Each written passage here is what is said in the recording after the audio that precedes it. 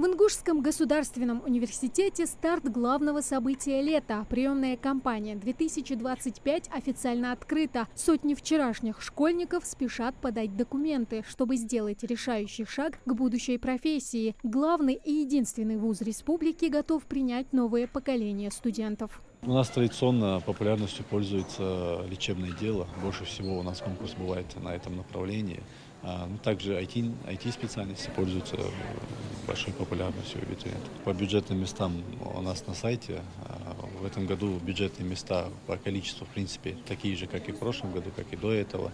Из них определенное количество мест мы выделяем и на целевой прием, и на отдельную квоту, и по особой квоте. Это приоритетный этап зачисления. Абитуриентов переполняют надежды и планы. Многие, как Аза Майсигова, уже четко определились с выбором и стремятся подать документы заранее, предпочитая учиться в родной республике. Я решила на психолога поступить, чтобы людям помогать с их эмоциональными проблемами, стрессом, депрессиями. А почему именно этот вуз выбрала? Чем он тебя привлек? Здесь моя подруга училась, и ей понравилось здесь обучение, преподаватели, это все профиль. Все. Ты после школы? Колледжа. Процедура подачи документов стала значительно проще и доступнее. Помимо личного визита или почты, теперь можно подать заявление онлайн через портал госуслуг или напрямую на сайте университета. Но мы рекомендовали бы всем абитуриентам подавать через портал госуслуг, потому что это удобнее.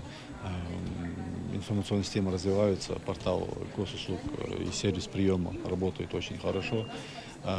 Так что в этом году абитуриент практически сидя дома может поступить в университет, вообще не приходя. Университет предлагает более 40 специальностей, включая новые, востребованные направления. Интерес к ним, как и к традиционным топам вроде IT, высок. Но главные новшества в правилах приема. В этом году через портал госуслуг могут подать не только на бакалавриат специалитет, но и на магистратуру, аспирантуру, ординатуру. И в этом году одно из нововведений – это то, что не надо сейчас в этом году оригинал документа подавать для зачисления. В этом году для того, чтобы быть зачисленным, надо написать согласие о зачислении.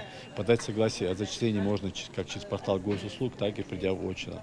Но я бы хотел предупредить абитуриентов, что если они подают согласие очно, то и отозвать они должны очно. Документы можно подать в 5 вузов сразу на 5 направлений в каждом. Это значительно увеличивает шансы на поступление по желанному профилю. У нас прием документов до 25 июля, но с 15 июля начинаются вступительные, поэтому те, кто подают на базе вступительных, на базе СПО, да, те, кто после колледжа идет, которые должны сдавать вступительные испытания, они до 15 июля должны сдать документы, чтобы успеть на экзамен.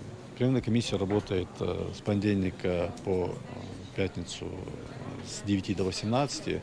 Прием заявлений в субботу у нас до 12 часов. Приемная кампания в ИНГУ только начала работу. Университет сделал шаг навстречу абитуриентам, упростив процедуру подачи документов и расширив выбор специальностей. Теперь главное для поступающих не упустить время и вовремя сделать выбор, от которого зависит их будущее. Тамара Хшагульгова, Белял Ахильгов, Магаз 24.